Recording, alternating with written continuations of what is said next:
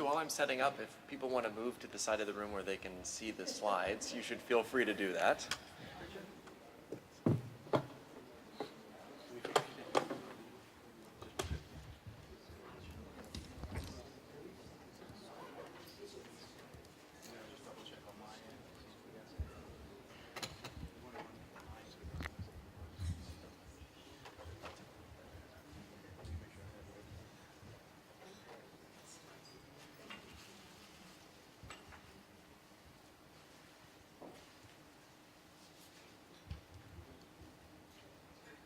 Reiterate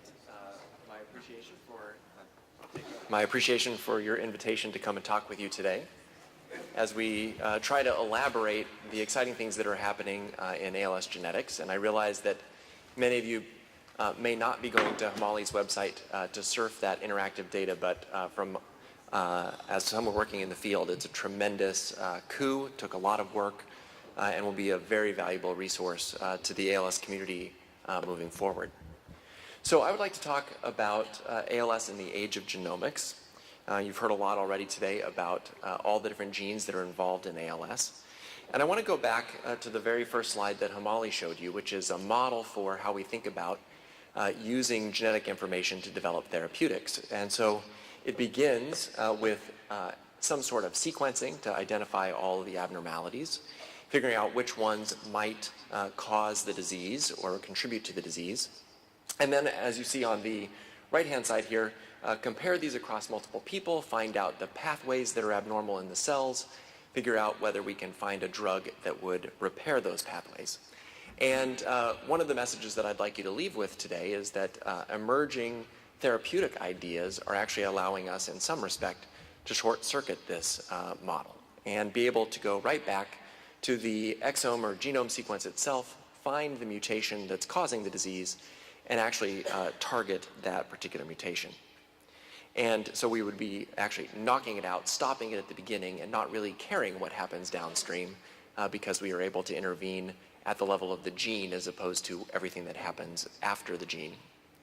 And some of the techniques that have been developed and some of the therapeutics that are on their way, you may not be able to see it, it might be too low, but the most famous one that you probably have heard of are the antisense oligonucleotides, which act as Trojan horses and go into the cell, attack the RNA, and cause it to be degraded. Similar molecules called stereopure oligonucleotides and short interfering RNAs. And then there's a whole host of gene silencing techniques that are almost ready for clinic, or almost ready for clinical trials, that are used to either re-express genes that have been turned off, or to express molecules that repress genes that need to be shut off. And then finally, you've heard lots of things on 60 Minutes and other shows like that, touting the prospects for CRISPR-Cas9 and other related technologies where you actually might be able to go in someday and actually edit the gene that's mutated. So because most of the development in these areas are directed around specific genetic defects, I thought it would be important to stop off and talk about some of those latest developments, which I think are quite exciting. So the first of these is a study of an antisense oligonucleotide against the SOD1 gene. The SOD1 gene is the second most common cause of ALS and was discovered the same year I graduated from high school. So we've known about it for a long time, and in exciting work that's being done by a collaboration between Biogen and IDEC and the company that developed the drug called Ionis Pharmaceuticals. The very first study of this particular antisense oligonucleotide is close to wrapping up. And it's been completely enrolled now and is slated to end the follow-up period sometime this month with results to come out later. But we've already heard preliminarily that in fact this drug works to lower the amount of SOD1 being produced in the neurons of the individuals who got the drug, and some preliminary signal that the rate of progression may be slowing in those individuals who got the disease or got the drug as well, which is quite exciting. It's exciting enough that the press release has stated that Biogen has already paid an additional $65 million to basically acquire the exclusive rights to that particular drug, which has all of us in the field very excited that they must be seeing something that warrants their additional investment, and we're looking forward to seeing whether this drug works. A similar molecule has also been designed for the most common genetic cause of ALS, the C9orf72 gene. And that's also entered clinical trials, and the first phase is underway at multiple studies. And if anyone knows that they have that mutation and is interested in enrolling, nearby sites that are participating in that study are Columbia, where I work, as well as Johns Hopkins. There may be others forthcoming, and if you're interested in that, clinicaltrials.gov keeps an updated list of the sites where this study is underway. So these are two very exciting developments and have, I think, many pharmaceutical companies re-interested in ALS as a disease space. And so not only are they targeting these molecular causes of ALS, but thinking about ways to apply things to non-genetic forms of ALS in a way that they haven't been up till now. And lest people who don't have those particular mutations feel left out, there are, in fact, shared final pathways that are being targeted by similar molecular methodologies. So many of you may know that when you look under the microscope at someone with ALS, pretty much regardless of whether you have a C9 mutation or a FUS mutation or no mutation, they look very similar. You see many of the same things under the microscope. And in particular, you see the aggregation of a protein called TDP43. If you can see the far right-hand corner here, it's those little brown spots in the nuclei and cytoplasm of the cells. And so many companies are thinking about, can we use those same molecular therapies that are targeting the genes themselves to target that pathway so that we would have a drug that was applicable outside of the genetic forms of ALS and to all ALS. So all of this leads back to one essential conclusion, and that is that in 2019, the best way to target ALS is to focus on the genetics of ALS. That's where we know the most, that's where we're learning the most, that's where the tools that we have today are functioning best. And so I want to spend a little bit of time going over what we know about ALS genetics, some of which Hamali talked about before. So I alluded to the fact that this graph here shows the discovery of different ALS genes over time, how prevalent they are in the ALS population, and then the technique that was used to discover them. And I'd like to point out several important things.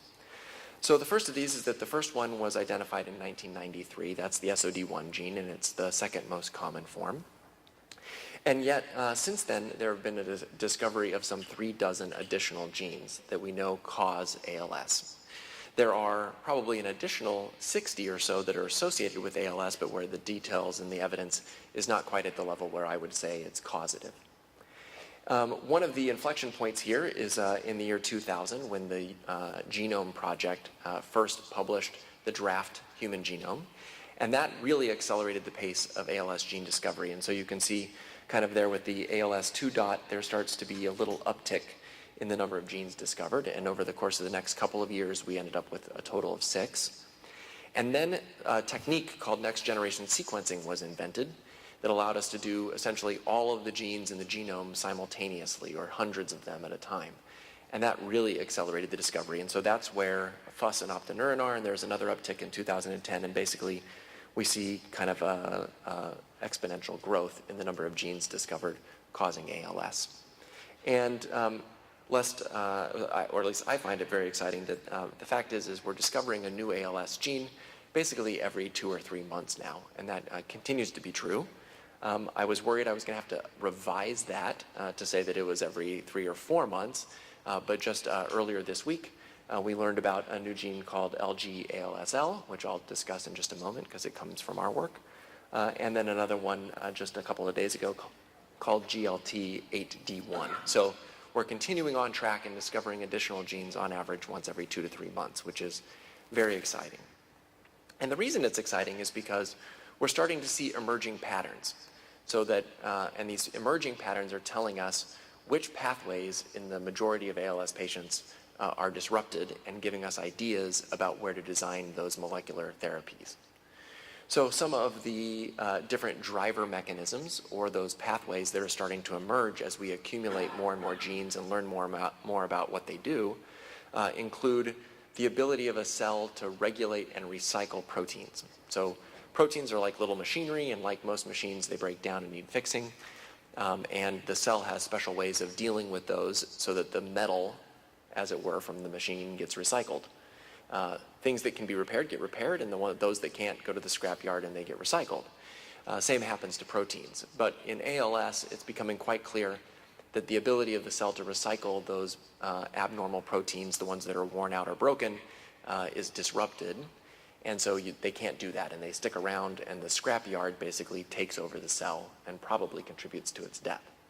So we're learning that that's an important mechanism, and so companies are exploring ways to rev up the recycling machinery or to skew the recycling machinery so it handles certain types of abnormalities more efficiently. And I think that will be forthcoming in the next several years.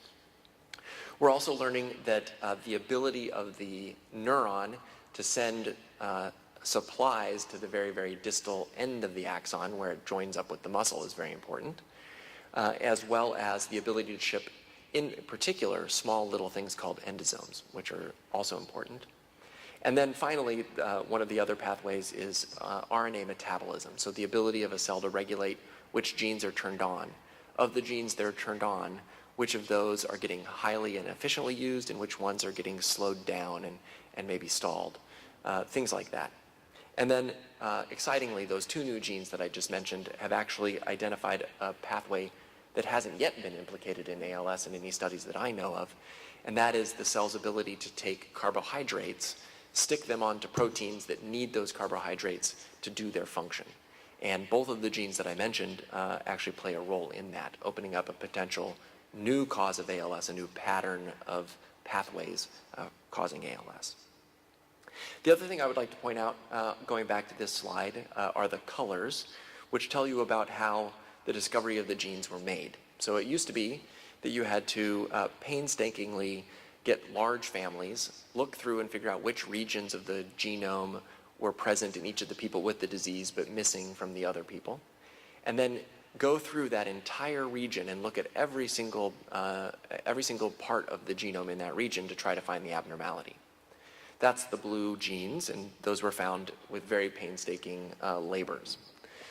Then when the next generation sequencing came along and the genome came along, you no longer had to look through everything. You could just zero in and do the next gen sequencing, and so those are shown in green. But now basically we're out of large enough families to utilize those techniques, and so my lab and some others like it are now focused on a new technique called next generation based association sequencing, where basically we sequence all of the genes and then look for commonalities across thousands of patients. Before getting to how that works and how we're moving that forward and how we used it to find the LG-ALSL gene, I wanted to just briefly cover the relative gene contributions. So now in 2019, with the 24 or so genes that I mentioned before, in familial ALS, where more than one individual has been affected, we now find an explanation in approximately 60 to 65%, depending on what the ethnic background is of the individual.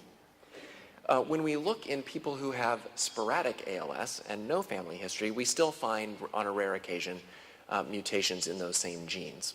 People whose loved ones who had the gene maybe didn't live long enough to get symptoms or developed symptoms that weren't recognized to be ALS. And so it's not uncommon that we find one of those mutations in someone who doesn't have a family history.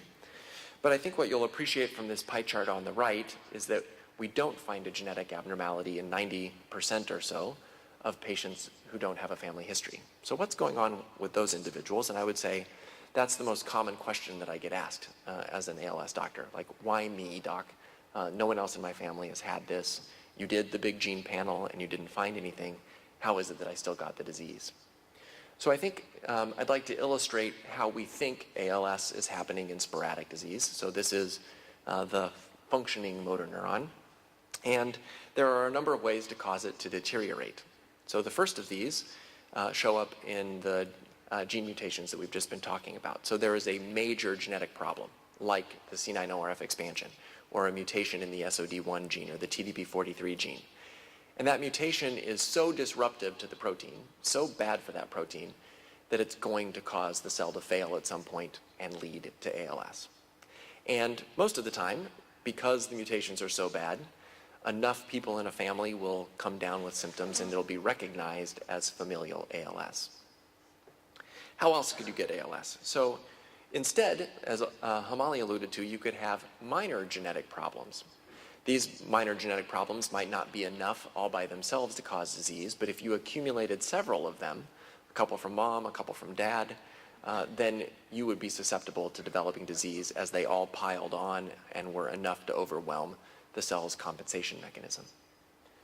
You could also envision, and we don't know of any yet, I want to be clear about that, some massive environmental exposure that would be bad enough all by itself that if you drank this or ate that or lived in this neighborhood, it would be such a bad toxic exposure that it could cause ALS all by itself. Again, we don't know of any of those, but theoretically they could be out there. Or you could envision many smaller environmental exposures. Maybe smoking plus being an athlete plus being in the military could all kind of pile on one to another and increase your risk for developing ALS. And I think most sporadic disease probably falls into this final category, which would be that you have some combination of genetic problems and environmental problems all adding together. The challenge is finding those, because we do think that they go on to cause the cell to deteriorate and weakness to ensue. And I'd like to talk about kind of some of the large-scale studies that Hamali talked about and how we're thinking about using those to get at the individuals who have multiple genetic problems and the individuals who have a combination of genetic and environmental problems. So how do we do that? Well, the first thing we do is we spend $1,000 per individual who comes to the clinic or who participates in our studies to generate whole genome sequencing. So that's where every single base pair that we know its location of in the genome gets looked at in detail. And so that generates 6 billion data points per individual, which takes up almost a terabyte per individual that participates. So we're talking massive amounts of storage space and information coming from each of the genomes that we do. And then we look across individuals who have ALS on the right-hand side here, and individuals who don't have ALS on the left-hand side there. And we basically ask, are there any regions of the genome where minor abnormalities are the same between people with ALS and without ALS, but things that look like bad abnormalities are more common in people who have ALS? And we ask computers to do this. It's statistically intensive. And at the end of letting the computer run for a week or two, I get one measly, simple little spreadsheet that lists every human disease, every human gene, and whether it's statistically associated with ALS or not. And when we first did this, no one had ever proven that this technique would work, or that you could find new ALS genes using this type of a technique. So back in 2015, we assembled almost 3,000 ALS cases and 6,500 people who didn't have ALS, and we did this very simple test. And I won't go into this plot, but basically what it shows is that if we hadn't known about SOD1 as an ALS gene, we would have discovered it. It was very highly statistically significant. It popped right up. In fact, it's that little tiny dot all the way up here, and the further it is from this red line, the more significant it is. And what we were then able to go on and show is that there were, in fact, 2 other new ALS genes just underneath it called TBK1 and NEK1. And so we used this technique for the first time to discover a new ALS gene. Since then, other groups have gone on to basically prove that we were right and to prove that this technique works. And we are now working on the second generation of these types of analyses. So when we did that first one, we just said, are there any genes that look more abnormal in ALS patients compared to cases? I won't go into the details of this, but now we're breaking up the genes into the functional regions that we know about. And not just the functional regions that we know about, the regions that we know almost never get mutated in the background population. Like, these are regions of genes that are so important that evolution gets rid of a mutation as soon as it pops up. And we fold all of that information in to that statistical test that I was telling you about to try to identify new regions. And excitingly, it's working. So not only have our most recent analyses improved our ability to detect SOD1, it's still that dot all by itself way up there, but now instead of being at -7, it's all the way up at -17. So it's become much, much, much more clear of a signal. And we're also finding new genes, including COMD1 and the LG-ALSL gene that I alluded to earlier. as well as some suggestive signals for one called PKP4. And PKP4 looks a lot like other ALS genes that we know about. It participates with FUS, which is an ALS gene, and TDP43, which is an ALS gene. And it's really LG-ALSL that has us excited because it implicates this new pathway that hasn't been considered as a potential reason to go after ALS, or in ALS. So other things that we're doing is we've expanded beyond looking just at the part of the genome that makes protein, because we know that there are lots of parts far away even from proteins in the genome that are important. We're also using lots of novel methodologies to basically predict what type of genetic abnormality is bad for the genome. And then finally, we're integrating the genome data we get with what Hamali was talking about, the transcriptome, where we look at which genes are turned on and which genes are turned off to find out if anything that we're seeing in the genome predicts which genes are either revved up or abnormally turned off to give us additional information. But the way that this methodology is going to work best and the way we're going to discover even more is not with the small tweaks that I've been talking about here, though they're working. The next set of advances and the next set of genes that we discover are going to come from what I would consider the ultimate advance in collapsing, and that is numbers, more samples, more patients involved. And that's where the consortium that Hamali has put together out of the New York Genome Center and similar efforts by other investigators become so important, because we actually need tens of thousands of ALS genomes in order to make the definitive discoveries that we're talking about here today. I'll tell you, when we went back and did the new study that I was showing you where we discovered the new ALS genes, we only went from 3,000 cases to 3,300 cases. So I'm very optimistic as we go from 3,300 cases to 10,000 to 15,000 cases, accompanying that to hundreds of thousands of controls that don't have ALS. These signals and the genes that we know about are just going to come to the forefront faster than ever, and we anticipate that happening really in the next 2 to 3 years. So one of the ways that we're getting at this numbers game is by a study that is co-funded by the ALS Association. The ALS Association funds the 13 sites that I'm about to tell you about, and the company Biogenetic gives us the money to do the whole genome sequencing. So these are the 13 centers around the world that are participating, most here in the United States, and then the entire country or territory of Scotland. And essentially, people are seen in the clinic at their regular clinic visit. There, in addition to donating some clinical information that normally would be collected in a typical clinic visit, they're sending DNA to my laboratory, RNA to my laboratory, peripheral blood mononuclear cells to Los Angeles, where they're being preserved in a way that would allow us to do stem cell studies in the future, and then some additional basic tests that give us some information about where things stand at that moment. And then for the next 3 years, they're followed in the clinic, and every time they come, we get information about how things changed from the previous visit, that we're going to be able to go back and pair with the genetic information.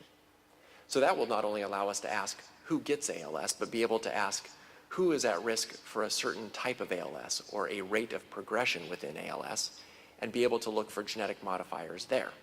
Because wouldn't it be great, I mean, obviously it would be great if we could predict who's going to get it and use molecular therapies to prevent it. But what we also want to know is if somebody comes into your clinic with ALS and we can figure out what subtype they have, who's at risk for a fast progression and who might we have a therapy that intervenes on that particular problem. So in addition to collecting the clinical data and the genetic data, our study is very innovative in that we're also collecting the environmental data, which we'll be able to go back at the end of this and pair and ask who lived where. Did living close to a place that used a lot of pesticides or that was a lead smelting factory play any interaction with the genome or with the clinical data, which is a new approach and one that we hope will be particularly productive in the future. So the study's going well. We now have, this is a slide wasn't updated since a couple months ago, but we now have close to 900 of our total goal of 1,500 patients. So that's going well. And I would also like to just reiterate that one of the very important things that we're doing is we're working together with some other consortium and other groups that are doing similar studies to make sure that everyone who donates to our particular project, their DNA and their samples, basically get merged with a bunch of other similar projects where it can be merged to get more information out of it and to power better and more detailed studies. And like I just alluded to, our major goal, or one of them, is to answer this particular question, which is if you take an entire clinic of patients with ALS, we say everybody has ALS or PMA or PLS, but there are obviously differences between patients. And we want to know, when we first meet a patient in the clinic, who is at risk for a specific type of disease or a specific disease course. Will someone have a slow, average, or a rapid decline? Will someone have the additional problem of dementia, frontal temporal dementia? Will someone have early problems with breathing? And then ultimately, will someone be predicted to have a very good or very poor response to a particular medication that's been developed for ALS, even riluzole or edaravone, for example? And so we think that the best way to do that is basically to identify which patients are most similar one to another, not necessarily how they look on the outside and clinically, but most importantly, how they're behaving biologically. What do we know is the underlying driver of each of their diseases? So how are we doing that? And I'll just briefly cover that. These are some of the potential, is it neuroinflammation in a given group of patients? Is there a problem with the protein recycling that I alluded to?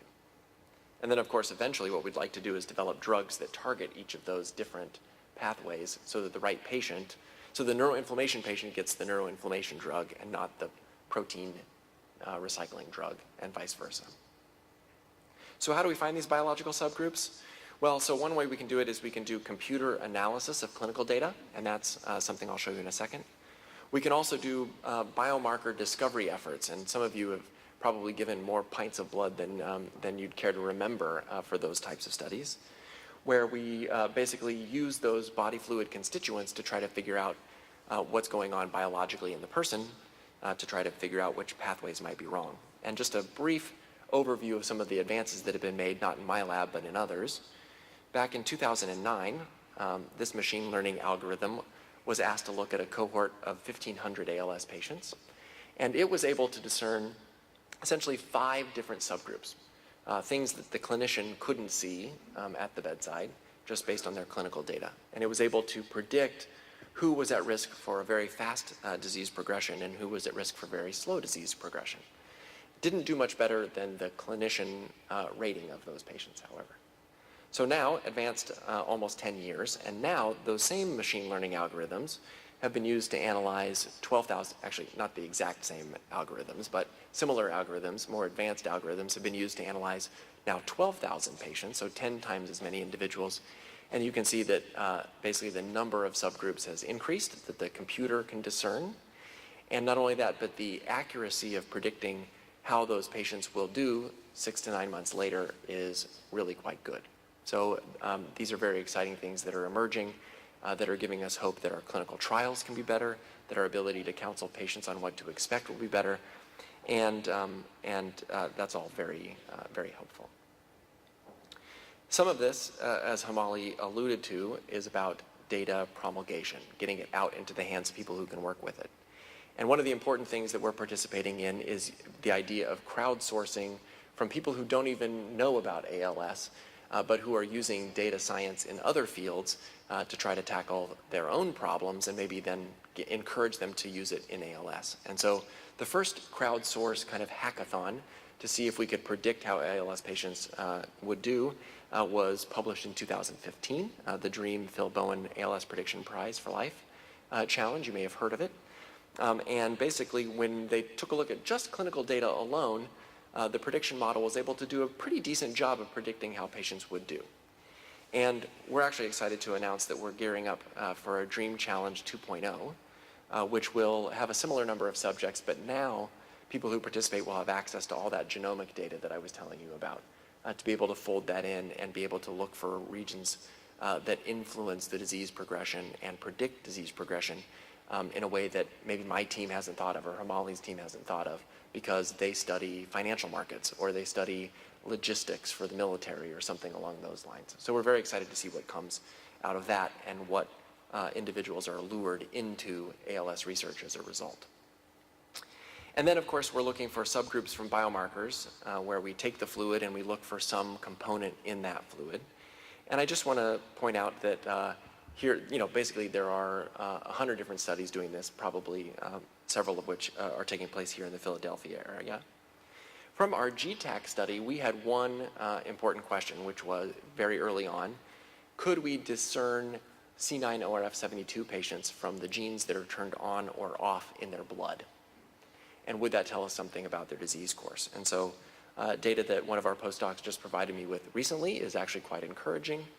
And basically, I'll just point out here that the little red dots on the far left here are the patients who have C9orf72 expansions. And the black dots are people who don't. And the expression level of the C9orf gene itself is actually very low in the people carrying the mutation, and that's not been reported or known in the blood. More interestingly are that we have 2 ALS patients with the C9orf72 expansion who have normal expression. And their clinical data shows that they are progressing very slowly, if at all. And we're very interested to try to figure out why that's the case. Why is it that their gene is being expressed at a normal level when everyone else's seems to be turned off? And it's that kind of thinking, that kind of an analysis that we think is going to help us make headway in discerning biologically relevant subgroups. So in my humble opinion, there are many reasons for hope in ALS in 2019. The ones that I've tried to emphasize here today are the fact that molecular therapies are already in clinical trials, are showing good preliminary signal for efficacy, and as a result are hopefully nearing clinical use. And that some of those molecular therapies are not just directed at the genetic subtypes, but at genetic components of all ALS. So hopefully they'll be more broadly applicable than just individuals carrying specific mutations. Hamali did a great job of pointing out that researchers are working together as never before and trusting each other with data. We think that lots of good discoveries will come out of the new spirit of collaboration that's grown up over the course of the last 5 or 10 years. That we continue to find new genes that are emerging every single semester.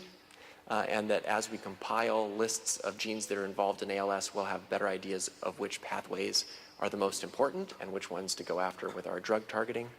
And finally, that machine learning by computers and that artificial intelligence is finally being able to be brought to bear on ALS because our data sets are finally large enough, in part because researchers are finally working together as never before. So with that, I'll go ahead and stop. I'll be around, and I'm sure Hamali will too, to answer any questions that you have after the session. And I really, again, appreciate being invited to speak with you today.